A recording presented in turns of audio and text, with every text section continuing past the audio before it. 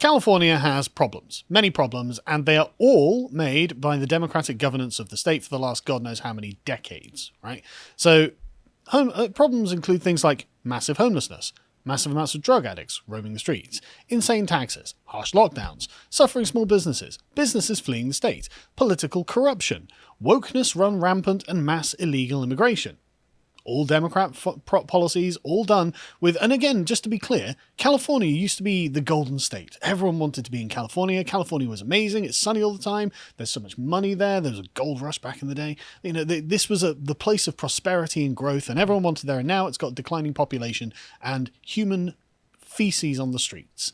So you can only mess that up in one way, and this has led to the Democratic governor of California, Gavin Newsom, being recalled. People are not happy with how he has been doing these things, and so I'm going to go through an explainer from the AP just to make sure that we're all on the same page and we'll understand what's going on, because I have no idea how local California politics works. I just look at the videos of the drug addicts running around stabbing people with needles and think, no, I'm not going there. So Republicans are hoping for an upset in the heavily Democratic state, where the GOP hasn't won a statewide election since 2006. The election is being watched closely nationally as a barometer of the public mood heading towards the 2022 elections, when a closely divided Congress will be in play. California is one of 20 states that has provisions to recall a sitting governor. 19 through elections. The state law establishing rules goes back to 1911 and is intended to place more power directly in the hands of voters by allowing them to remove elected officials and repeal or pass laws by placing them on the ballot. So recall attempts are common in the state, but they rarely get on the ballot and even fewer succeed. The only time a governor was recalled was in 2003 when Democrat Gray Davis was removed and voters replaced him with Arnold Schwarzenegger, who was a Republican at the time. This was when he cared about your freedoms, and now I imagine he'd vote Democrat. Californians have apparently grown angry during the pandemic. Stay-at-home orders by Newsom, crushing job losses from business closures, shuttered schools, and the disruption of daily life soured just about everyone. And you know why they've done this? They've done this because the orange man said, maybe people should be free, and they're like, well, we're going to do the exact opposite of that, so people are definitely not going to be free, and we're going to turn California into a giant open-air prison.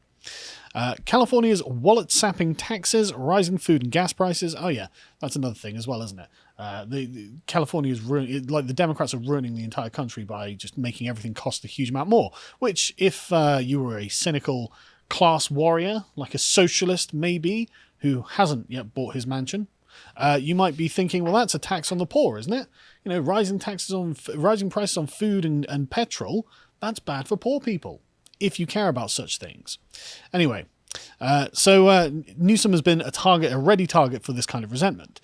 He's also being hit by the fallout from a multi-billion-dollar fraud scandal at the state unemployment agency, while weathering a public shaming for going maskless while dining out with friends and lobbyists in an exclusive restaurant last fall, which is autumn, while telling residents to stay home for their safety. So again, you can see the exact thing. It's the elite aristocratic class of the Democrats taking advantage of all of the poor and struggling huddled masses of California, and people have finally had enough of it. Urging to breathe free in Texas. Yes, and Florida, where people are actually fleeing to en masse, and I don't blame them. And if you get there and vote Democrat, then you should be kicked out. Anyway, voters are being asked if Newsom should be removed, which is a yes or no, simple binary choice, and then on the same ballot they're being given the option of who should replace him. And so what this means is you'll get and there are 46 names on the ballot, and so it doesn't require a majority for someone to replace them, or a plurality. It just whoever comes highest on this. So you could have 20% or something like that and still be elected because of all the other votes that went to the other candidates that didn't pass. And so, if the majority of voters approve to recall him, then the candidate who gets the most votes will become the governor.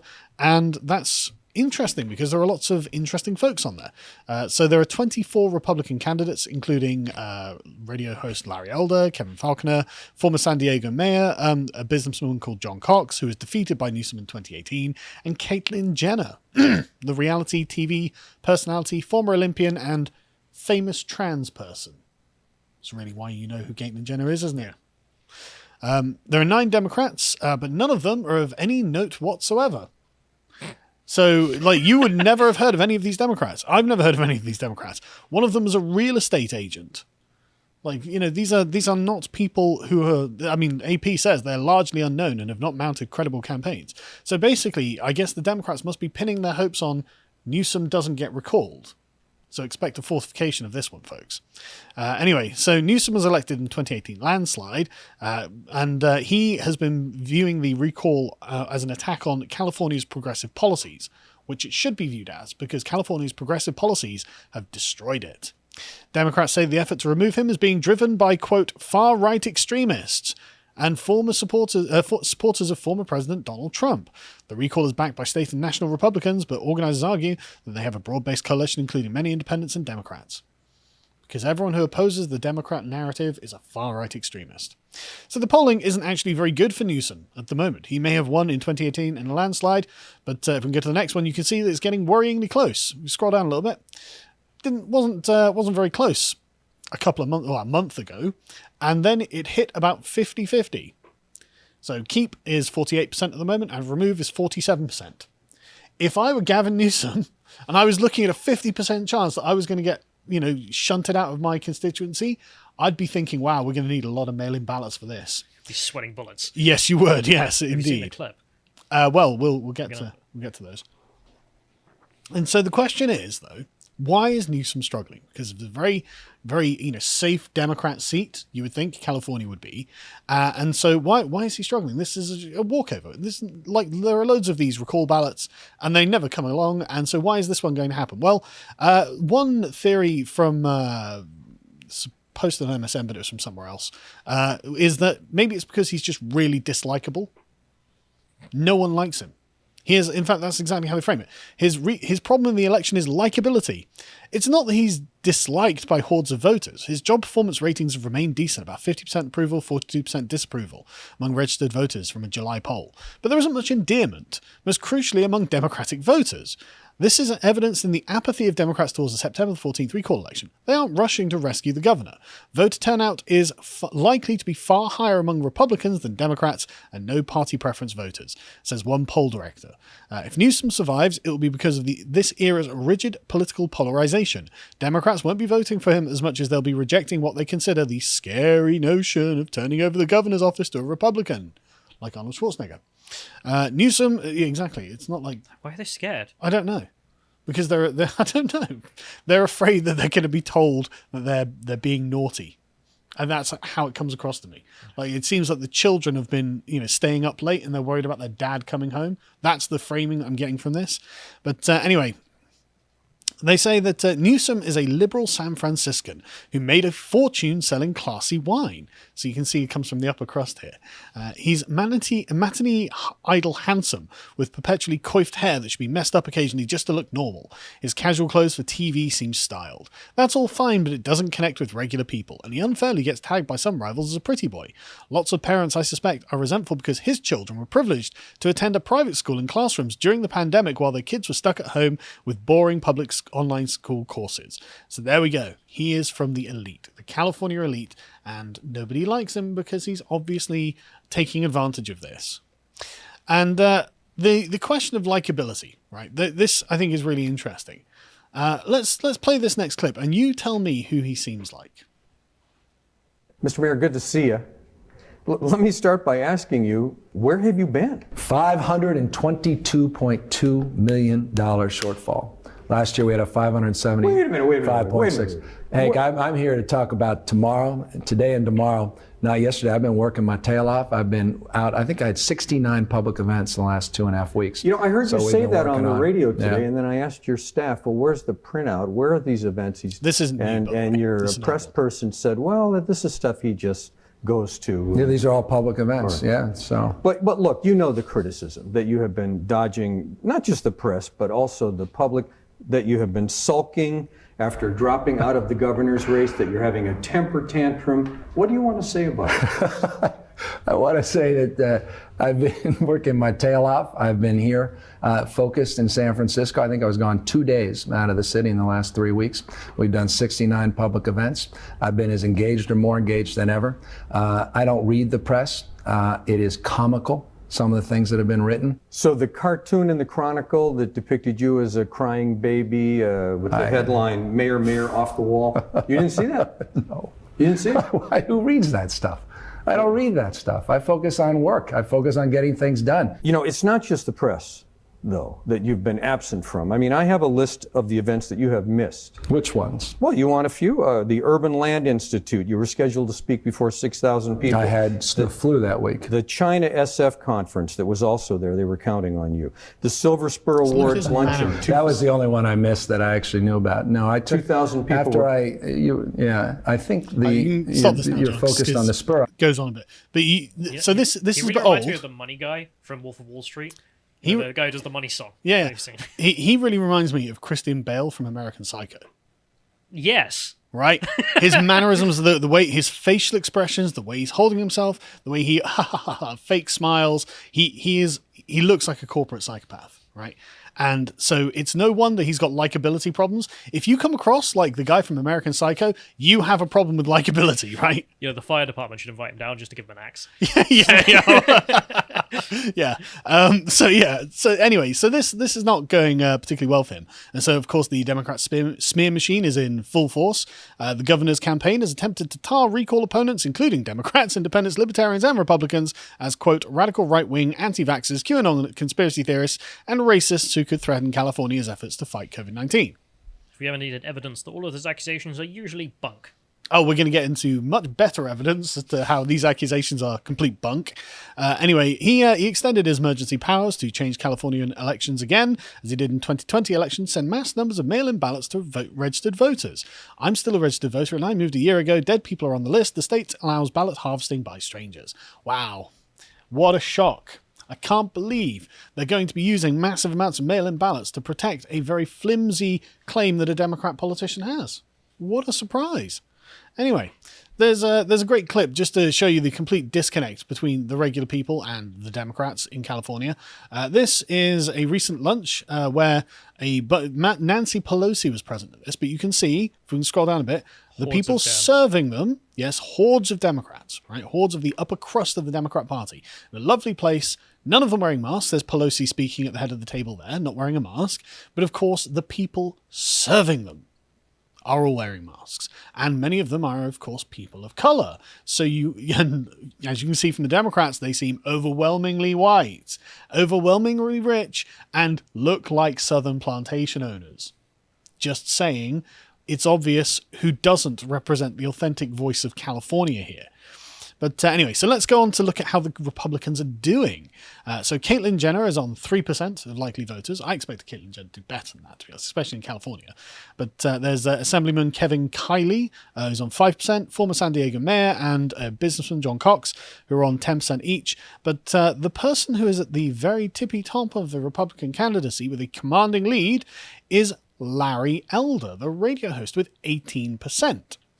And this is driving them mad. So who is Larry Elder? So if you're not an American, you might not know who Larry Elder is.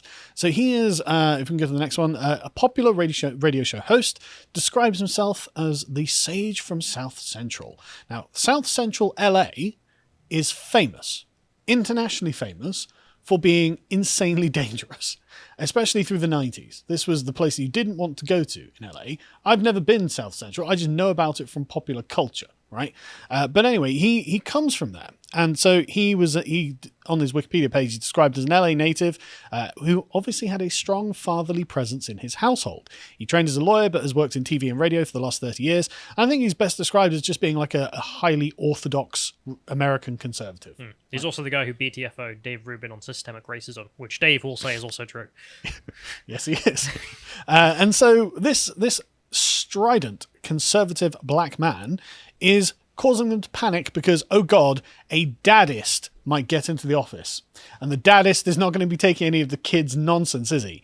And so you can see this from the LA Times. And the LA Times have been really cacking their pants over him. If we can get to the next one. Sorry, I put a link in there, John. If we can just get the montage up from the thing.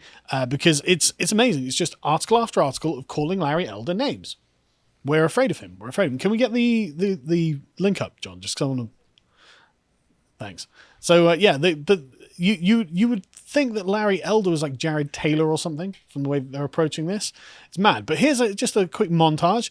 You know, Larry Elder talks a lot too bad. You can't believe anything he says.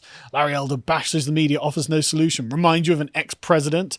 State officials open investigations whether Larry Elder failed to disclose income sources. Of course, When a Republican is doing well against the Democrats, right, that's it. Bring the machinery of government on and try and destroy them, like they did with Trump.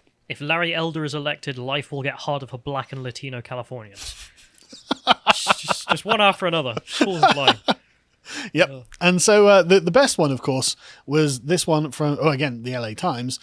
Larry Elder is the black face of white supremacy. You've been warned.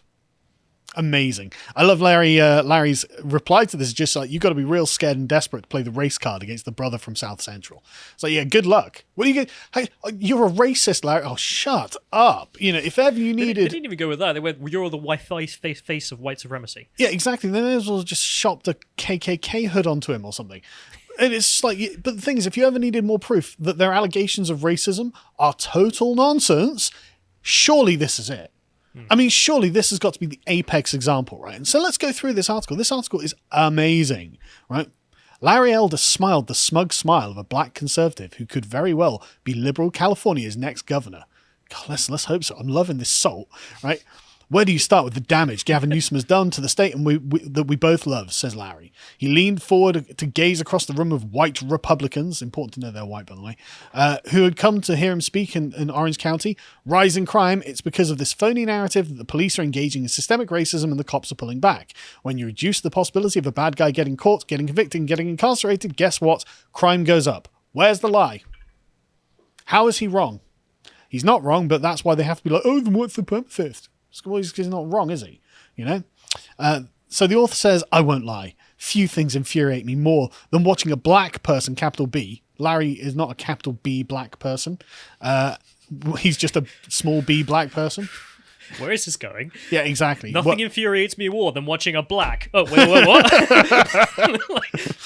Watching a black person use willful blindness and cherry-picked facts to make an overly simplistic argument that whitewashes the complex problems that have come along with being black in America. Well, if he's black and he's talking about these problems, how is it that he doesn't know these things? Maybe he just has a different perspective.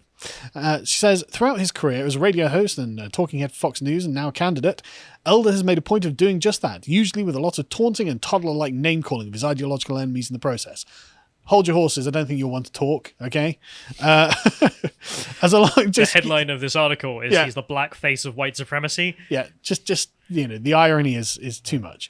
As a long-time political consultant Kerman Maddox put it, Larry Elder goes out of his way to be at odds with the leadership of the black community and at odds with the thinking in the black community. And so the question is, well, why not? How? What?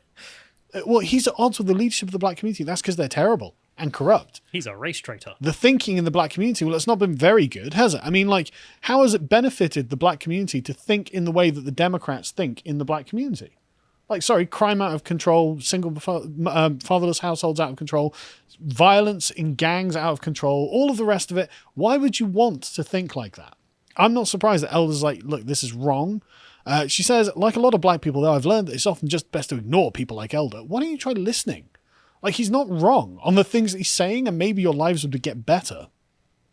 As my dad used to say, skin folk, but not necessarily kinfolk. But because he's got the same skin, he's skin folk. But he's not on our team because he's a Republican. Okay. Republicans being the party that ended slavery and segregation. Not on their team. Really makes you think, doesn't it? What a sick phrase, though. Yes, it's gross. It's gross. I will never describe the French as skin folk. But with polls showing that nearly half of likely voters recalling Newsom and that Elder is the lead to replace him, ignoring the self-proclaimed sage from South Central is no longer a viable strategy, particularly for black people. Melina Abdullah, the co-founder of Black Lives Matter Los Angeles, says he is a danger, a clear and present danger. To who? Black Lives Matter. I'm loving this. I'm absolutely loving it. Come on, Larry. It's not just that Elder would be a Trump fanboy Republican trying to run a state dominated by Democrats, that he has zero experience in elected office and clearly doesn't have the temperament for governance. It's that, perhaps out of spite or perhaps out of an insatiable need for attention. Again, childish name-calling.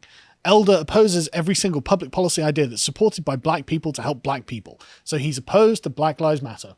He's a Republican. He is a conservative. He does not think that progressive Democrat policies work for the black community. And judging by the state of the black community in America, how is he wrong? Also, you notice how they say it's capital black people to help black people, and again, capital. It's got nothing to do with skin tone. It's got to do with the type of Ideology. black you are. Yeah, it's absolutely ideology. And the hilarious thing about this is that they're not accusing him of corruption. Weird. They're not saying that he's going to be stealing money or something. Really interesting. But this has been true for decades, and it's particularly problematic given the racial reckoning following the murder of George Floyd. We have been seeing a series of real uncomfortable discussions about systemic racism in institutions across this state, says State Senator Sidney Kamalga. About how to really peel back layers of ignorance and ineptitude so that we can deal with them in very real ways. And Larry Elder is someone who just fundamentally doesn't believe that systemic racism exists. And you can see why they hate him. Because he's going to be like, bull. He's going to be like, bull, this is a cope. You're making up excuses. Get to work, Get back into school. Get married. Stop being a bunch of leeches. You know what he's going to be like. And it's like, yes, I'm absolutely living for this, right? They hated Jesus because he told the truth. Exactly. Why are you booing me? I'm right. That's what Larry Elder's policy position is going to be. And so I just love all of this, right? Elder scoffs at the many efforts to reform the criminal justice system and root out systemic racial bias in policing by requiring more transparency and accountability from officers. That's not what they're doing. Instead, he keeps trotting out statistics that purport to show how black people are particularly prone to murdering one another. Purport to show that. FBI crime statistics. Murder statistics, specifically, I imagine. Exactly, yes. As if he's made them up. Elder mocks critical race theory, though I'm not sure he understands what it actually is. Why would he need to? It's just racism repackaged, which is why it's being promoted by the Democrats. If elected, the task force studying reparations for black Californians would be toast. Based. Like, this is a great advert for Larry Elder. Like, right, so he's going to get rid of critical race theory, he's going to abolish this witch hunt for systemic racism, and he's going to abolish the ideas of reparations. Okay, keep going. What's wrong here, right? And then there are Elder's views on masks and vaccines for COVID-19. He said he'll repeal the mask mandates and vaccine mandates before I have my first cup of coffee, and I don't drink coffee. I believe that many policies have been implemented by the left, often with the best intentions, that have had a disproportionately negative effect on black America. And some black people do agree with him. We aren't a monolith, so it's true. He does have fans who are black and who are likely to vote for him. Yeah, and if that attitude and mindset starts creeping across the rest of the black community, then it's curtains for the Democrats, isn't it? The individualist mindset. Yes, the mindset of personal responsibility. But it's also true that black people, particularly black Angelinos, which is black people in Los Angeles, overwhelmingly vote Democrat. That's the foundation of a new campaign launched by local, state and federal black elected officials, blah, blah, to increase their turnout. Indeed, his candidacy feels personal, like an insult to blackness. Love it. Define blackness. Just define blackness. See, one of the things that the critical race theorists do is never define blackness. They leave it as this is where we want to be, but it's kind of amorphous, undefined void. That everything else around it is white supremacy and that has to go, and whatever's left, that's blackness. Naji Ali, a longtime South LA activist, says he would be a disaster for the capital B black community, as in the race grifters in Black Lives Matter. He would be a disaster for them. We would suffer greatly. He is the Black Trump, and I'm speaking as his friend, although she acknowledges that her friendship with him is strained. There we go. Larry Elder, the Black Trump. Couldn't ask for a stronger endorsement from Black Lives Matter. She says, anytime you put a black face on white supremacy, which is what Larry Elder is, there are people who utilize that as an opportunity to deny white supremacy. They'll say, how could this be white supremacy? This is a black man. Everything that he's pushing, everything he stands for is advancing white supremacy. Don't agree? Again, just the level of absurd thinking, redefinitions of the term white supremacy. Oh, yeah. Do you remember the black leader of Rhodesia, or the black leader of apartheid South Africa? No, weirdly I don't. And the black leader of, I don't know, the United States under the Confederation? No, I don't remember any of that. Because they were actual white supremacies, because they weren't actually talking about values, ideology, or personal behavior. What they were talking about is actual race. It was black. So I half expect BLM to come out and just say it. Well, they're practically there, actually. Black people know better than anyone how dangerous Elder is. He's the OG troll that no one was supposed to feed, but here we are. Love it. This is speaking my language. Now I'm Larry Elder for life at this point after reading this article. Well done, right? Shame I don't live in California now. But as one of them said, I'm not interested in going back to Jim Crow because I want to have a black person as a governor. As in, they think that Larry Elder is going to bring back Jim Crow. Just come on. Come on. He's obviously promoting a conservative view of, well, maybe we should have some personal responsibility. Maybe black people should take responsibility for the fact that their intra-racial murder rate is higher than anything ever. But also, if you want Jim Crow, you vote critical race theory. Yes, you do. I mean, as has been happening across schools in the United States. Yes. I mean, Larry Elder would doubtless be an integrationist if that were the conversation you're going to have with him. Should black and white people be segregated, Mr. Elder? He'd probably no. You could rephrase that. I'm not interested in going back to Jim Crow because I want a black person as governor. No, I'm interested in going back to Jim Crow because critical race theory. Well, yeah, that's exactly right. But the people who are opposing Larry Elder, if we can get to the next one, as you can see, the very same author of that article also lamented the death of Fidel Castro. As a charismatic icon that ruled Cuba. Charismatic icon. Well, Justin Trudeau's mother thought so. Anyway, and of course there have been rumours that the election will be fortified. So this was posted on TikTok, and thankfully libs of TikTok found it. Apparently alleged to find 2 women in California opening a mailbox and stealing a stack of recall ballots for the election. Can't confirm or deny, but I imagine there are going to be lots of mail-in voting. That's all I'm going to say. But the voting starts today, as Larry has posted. Go to the next one. Voting starts today, so if you live in California, of course, vote yes, and then vote Larry Elder, because it's driving the left mental, and so that clearly is why he is going to be the primary candidate that we're supporting, or I'm supporting personally, because he's just making them howl. And if he makes them howl with such incoherent rage and such a lack of actual argumentation, he must be doing something right. If you enjoyed this segment from the podcast of the Lotus Eaters, you can watch the full broadcast live every weekday at 1 p.m. UK time on lotuseaters.com.